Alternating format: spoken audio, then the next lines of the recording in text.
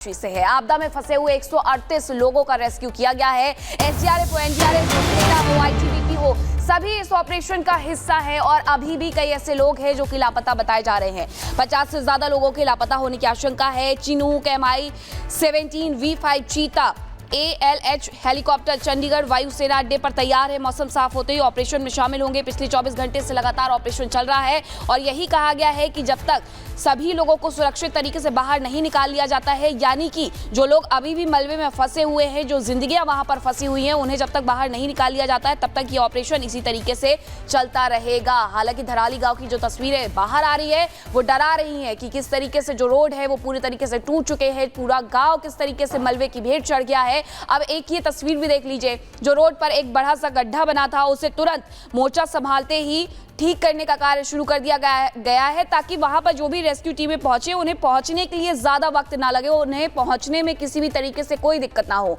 खीर गंगा में जिस तरीके से बाढ़ आई, बादल फटा और उसके साथ मलबे में पूरा का पूरा धराली गांव दब गया, इसके साथ ही धराली गांव का जो मुख्य बाजार था वो दब गया। वहां कई ऐसे वीडियो सामने आए हैं कि लोग मलबे से निकलने के लिए जद्दोजहद करते हुए नजर आए हैं। एक लंबा चौड़ा जाम भी वहां पर देखा जा रहा है, लेकिन इसके साथ साथ वहां एम्बुलेंस की तैनाती कर दी गई है। मुख्यालय यानी कि राजधानी देहरादून 218 किलोमीटर दूर है वहां से और वहां पर भी सभी हॉस्पिटल को स्टैंड बाय रहने के लिए कह दिया गया है ताकि जैसे ही आवश्यकता पड़े तुरंत से तुरंत सर्विसेज दी जा सके।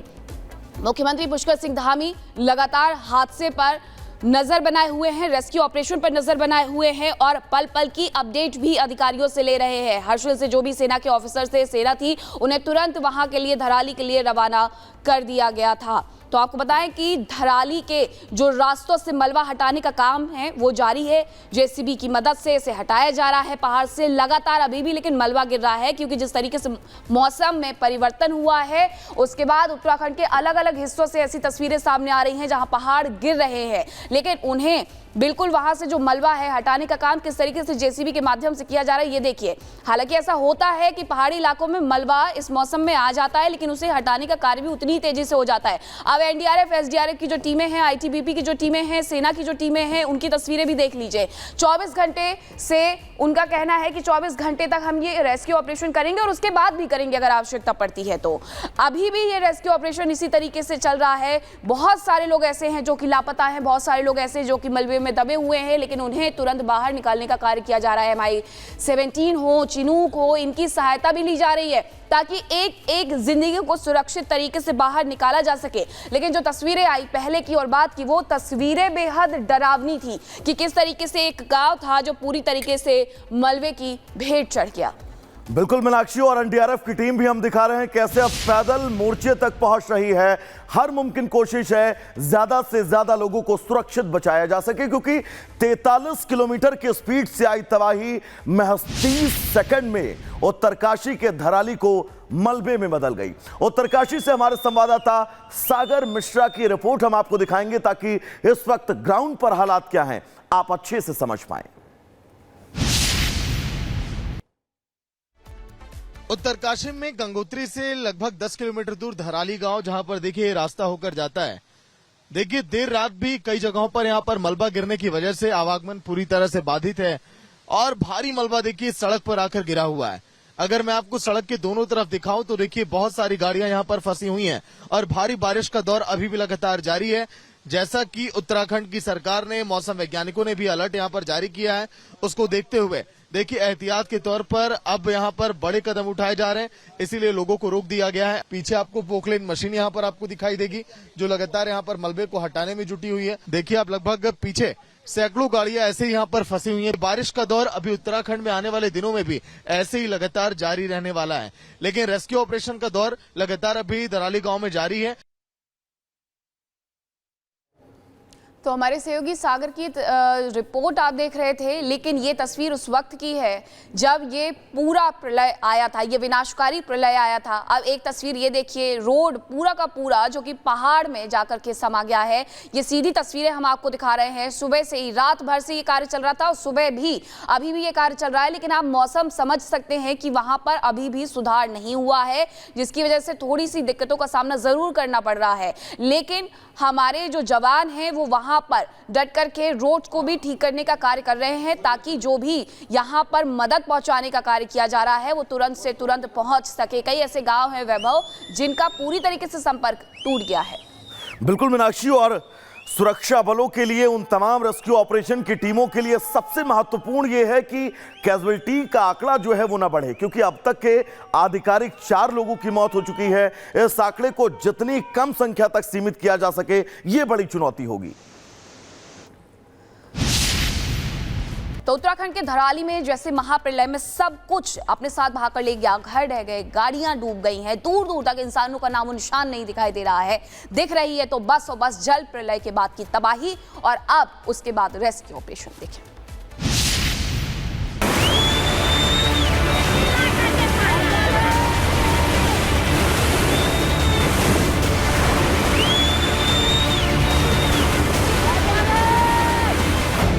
उत्तराखंड में कुदरत का कहर, उत्तरकाशी में फटा बादल, पहाड़ से आया मौत का सैलाब, कुदरत के महाप्रलय की तस्वीर।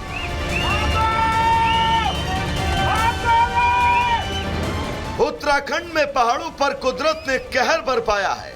उत्तराखंड में बादल फटने से आई तबाही ने न सिर्फ घर उजाड़ दिए, बल्कि कई जिंदगियां भी निगल ली। कहीं लोग लापता हैं तो कहीं मलबे में दबे अपनों को तलाशती आंखें। तबाही के मंजर का दिल दहलाने वाला वीडियो भी सामने आया, जिसमें देखा जा सकता है कि कैसे महज 30 सेकंड में सब कुछ तबाह हो गया। देखिए कैसे बादल फटने के बाद नदी ने अपना रौद्र रूप दिखाया और एक झटके में घर, होटल सब तबाह।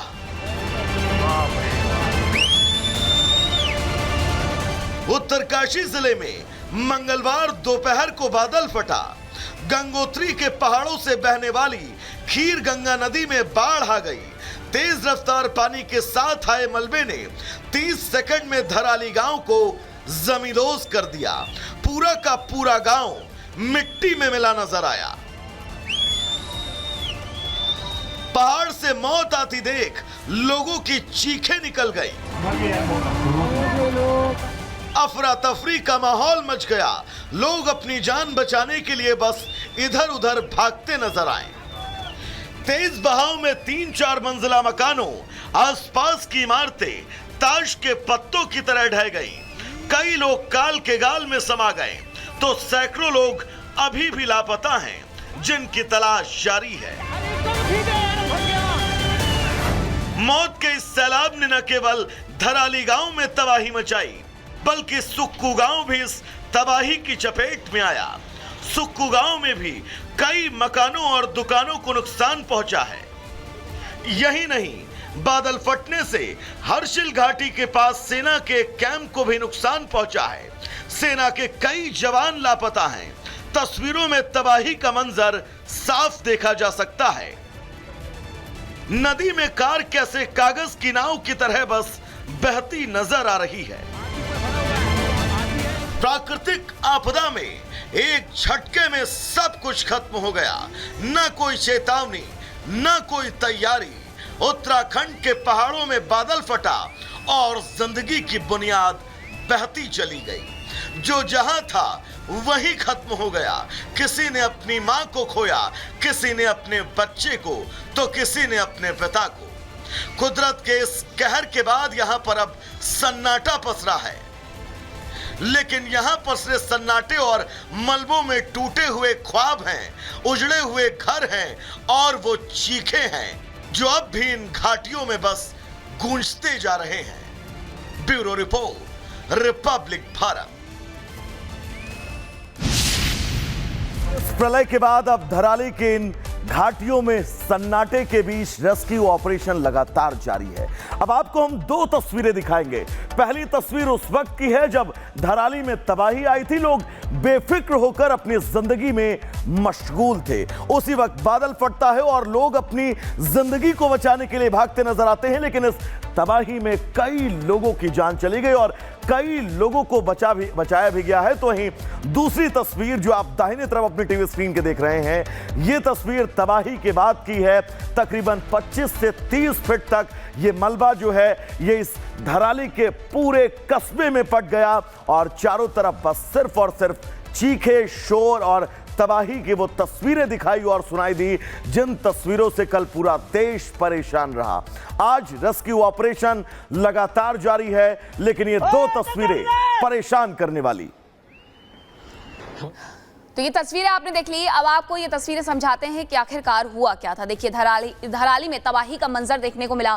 जहां तक आपकी नजर जाएगी सिर्फ और सिर्फ आपको मलबा नजर आएगा। घाटियों के बीच से अचानक से पानी आता है और यहाँ पर जो घर थे, इन घरों को पूरी तरीके से डुबो देता है, बहा कर ले जाता है। इन घरों में आप समझ सकते हैं, क्योंकि ये पूरा गाँव था, यहाँ पर बाजार था, सब कुछ था, लेकिन एक ही झटके में सब कुछ तबाह हो जाता है। कुछ ही दूरी पर लोग वीडियो बनाते रहते हैं और लोगों को चेताते हैं कि जल्द से जल्द वहां से निकलो, भागो। अब तबाही के बाद की तस्वीर, ये घर आपको पूरे डूबे हुए नजर आएंगे। जैसा मेरे सहयोगी बता रहे थे आपको अभी, वैभव, कि लगभग 20 से 25 फीट मलबा है जो कि पूरी तरीके से इन घरों के ऊपर आ चुका है। अब इस मलबे के बीच में बहुत सारे लोग हैं जो कि फंसे हुए हैं। कुछ वीडियोस भी, तस्वीरें भी आपके पास तक भी पहुंची होंगी, आपने वो देखी भी होंगी। हम लगातार वो तस्वीरें भी दिखा रहे हैं कि किस तरीके से इस मलबे के बीच से निकल करके लोग आ रहे हैं और अपनी जिंदगी को बचाने की जद्दोजहद कर रहे हैं। इसी बीच एक और बड़ी जानकारी आ रही है, वो आपको बताते हैं।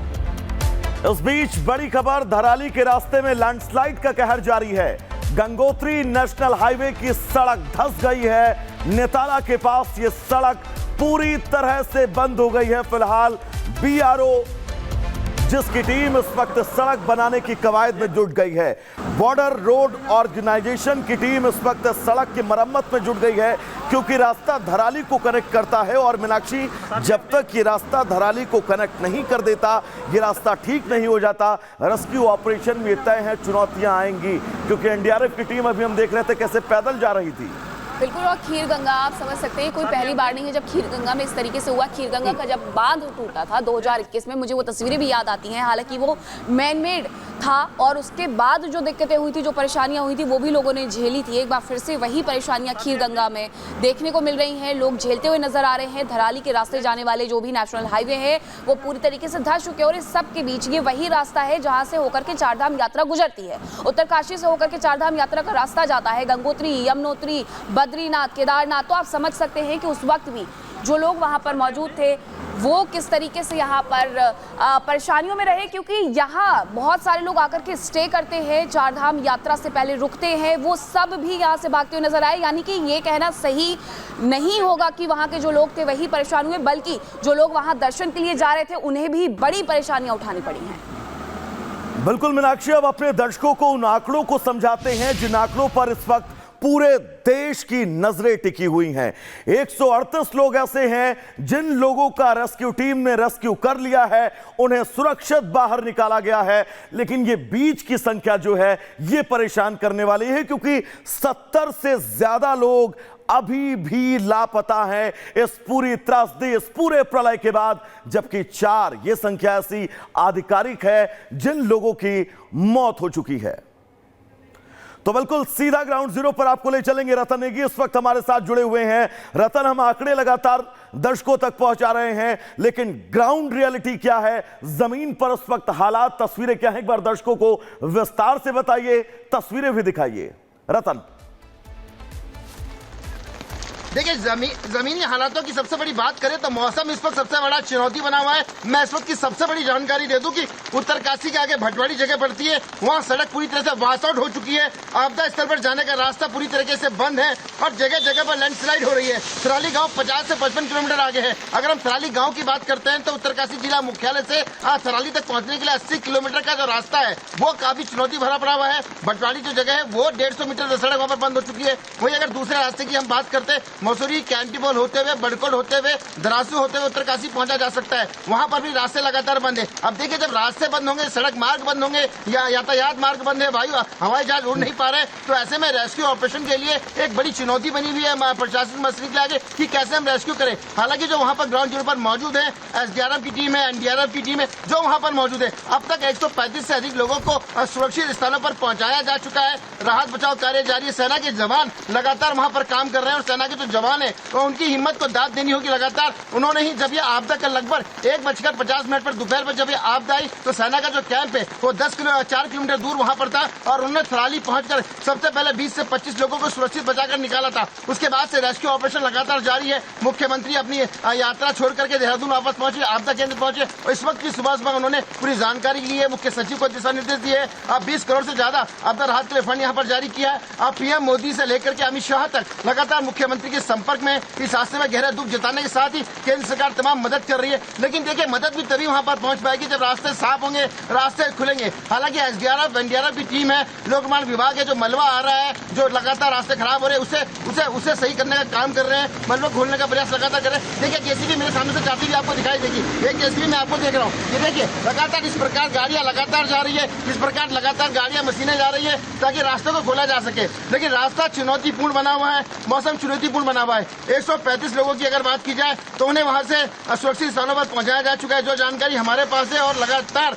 70 से ज्यादा लोगों की जो लापता होने की संभावना जताई जा रही है। यह आंकड़ा 70 से ज्यादा भी बढ़ सकता है, ऐसा भी माना जा रहा है। क्योंकि देखिए, जिस तरह से वो भयानक तस्वीरें आई, वो आपदा का मंजर पूरे देश ने देखा है। पूरा देश आपदा के मंजर को देखकर हिल गया है। यहाँ के गाँव वासियों की आंखों में आंसू है, उत्तराखंड की जनता के आंखों में आंसू है। एक माँ रात भर सो नहीं पाई है। उन लोगों का क्या हाल होगा जो आपदा में जमींदोज हुए हैं, जिनके लिए रेस्क्यू ऑपरेशन लगातार चलाया जा रहा है। सोचिए, पूरा उत्तराखंड में शोक की लहर है, देश में शोक की लहर है और सभी यही कामना कर रहे हैं कि जो लोग इस आपदा की चपेट में आए वो किसी भी तरह रेस्क्यू ऑपरेशन लगातार दिन रात चले, उन्हें सुरक्षित निकाला जा सके। और यही प्रार्थना उत्तराखंड का, देश का हर नागरिक लगातार कर रहा है, वो भयावह तस्वीरों को देखकर। जी बिल्कुल रतन, देश भर इस वक्त प्रार्थनाओं के दौर से गुजर रहा है। सबकी कोशिशें और सबकी उम्मीद यही है कि कैजुअल्टी का आंकड़ा ना बढ़े। रतन, बारिश आपके पीछे बहुत तेज हो रही है, अगर एक बार संभव हो तो तस्वीर दिखाइए और ये बताइए कैजुअल्टी के आंकड़े के बढ़ने की कितनी ज्यादा संभावनाएं हैं। रेस्क्यू को लेकर फिलहाल अपडेट क्या है रतन? मेरे सहयोगी आपको देखिए मौसम दिखा रहे हैं। मौसम देखिए, ऊपर मौसम देखिए, पूरा जब मौसम है यह पूरी तरह से पैक हो रखा है। मेरे सहयोगी आपको पूरे मौसम की तस्वीर दिखा रहे हैं। हर तरफ कोहरे की धुंध यहाँ पर छाई हुई है और आप देख सकते हैं गाँव है वो इस मौसम के बीच में यहाँ पर फंसे हुए हैं। लगातार बरसात आ रही है और गाँव के लोगों की जिंदगी